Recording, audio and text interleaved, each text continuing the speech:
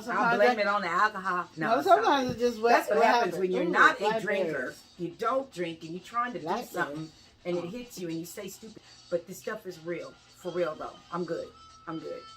She's good, y'all. She has calmed down. It still pisses me off. Well, no, she hasn't calmed down. She hasn't calmed down yet. We're going to let her calm down. Go ahead, girl. Do this. Give some grapes.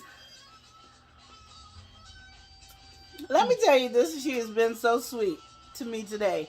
So today, you know, I started the God fast, which if you guys don't know what the God fast is, you got to only eat things that man-made has not touched. So no preservatives, no nothing, just nothing.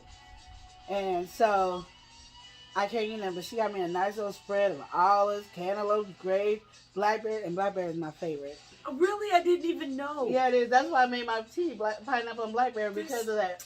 Look at that. Look at two that. favorite fruits. Yeah. Oh, my stars. So I just believe when you are like in tune and you represent love, you know, and the divine nature of love, we're just in tune. It's like, okay, I know she's experiencing that. You were really, see, that's my sister's keeper. Remember when I was going through and I had my test and I couldn't drink alcohol? That was one of the real reasons that we had a non-alcoholic drink that day, because I had to go into surgery. Well, a procedure, not surgery. But I had a procedure that week and I could not have any alcohol. So she's like, let's, you know, because it is focused, then we don't want alcohol. So we'll, you know, so that was sweet. So I know she's on her God fast and know that she can't eat anything but natural stuff. So I was like in the store, it's like, okay, I don't really know what to get and what she can eat because she didn't get back with me like I asked her to. Okay? My daughter had my So phone, y'all. I only knew one thing she wanted. And that was olives. So I said, okay, we're going to get us some olives because we know we love some black olives, right? Black of the berry, sweet of the juice. Hey, look at me dark and chocolate. The black of the berry, the sweet of the juice. So anyway. Yep. I put both of those in my mouth together. Oh. That's not like the grapes. Now, the grapes and the olives taste good to me. But not the grape and the blackberry. But so that's what it was about, is making sure that you can still stay replenished with all good natural stuff. And I wanted it anyway because I'm the same way. So yeah, there we go. Yeah. And queens are supposed to eat healthy and eat good food. Yeah. For the mind. There's a mind good. That's all I know. Anyway, any other outcomes? Well, okay, I know this is not a normal subject, but you know, have any of you guys watched that show called Married at First Sight? Married at First Yeah. Sight? And you know, I had a problem with that for the longest. So there's a million seasons. Married at First Sight. I just don't agree with it because I think I take marriage sacredly. You know, like if you get married, you want to try your best to stay married. Not always going to stay married because my first marriage was not successful. So I'm not downing anybody, but that's our goal. Okay. So my thing is, the goal is to try to stay married. And I don't like the show because after 2 or 3 months, you get to choose if you want to get a divorce or annulment in there. And I don't believe you're going to get to know anybody in that amount of time to know if you want to stay married or not, whatever the case may be. But I was wondering, how do you guys feel about that on your own? Because we're talking about dating, right? And so you're dating somebody. Could you get into something like that where you get married to somebody that you have never seen a day in your life? Like you never laid eyes on this person. You're buying them a wedding ring. You're trying to get your wedding dress together, your hair done. You get your bridesmaids. You're having a bachelorette party or bachelor party. You're doing all this thing for somebody you never seen, hoping that these people has matched you with the perfect person. Now, I know we all, when we date, we already saw the person that we see, that we are going out on a date with, so we know we're already attracted to them. Now we just want to try to build from that, right? How would you feel to do that with somebody you never met? And to build. I mean, they get married, the families meet, then they go on a honeymoon, and then they come back and live together in an apartment that's set up for them. So my thing is, could you do that? That's like a big thing. Like, I don't know if I can do that. Okay. No. Did y'all see that? It wasn't just me. What that was. Was that just me? Did y'all see that? I'm just y'all saw because it. I had this like beep. Okay, go ahead. Okay, so I was like, at first I was like, oh heck no, oh no, right? But then I thought about this. if, ooh, whew, if, Oh. can I get it out? Okay, if Look like a little Tweety Bird hot to arm. me, if I looked at him and was like,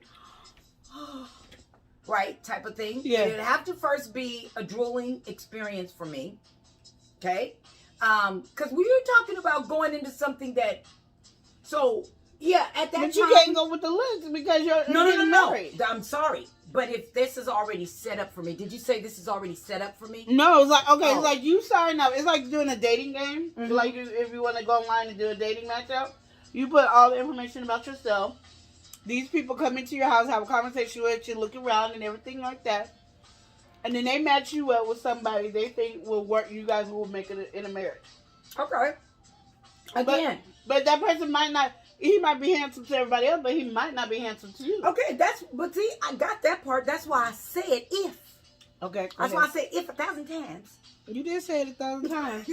And then I had to fan you. Okay, yes, that's what I'm saying, because in my vision, all of a sudden I saw this like, oh my gosh, to die for in front of me. Now, it could be a jacked up personality and behavior, but knowing in my mind that you can have an annulment, they didn't give me an agreement of how long I had to be with him.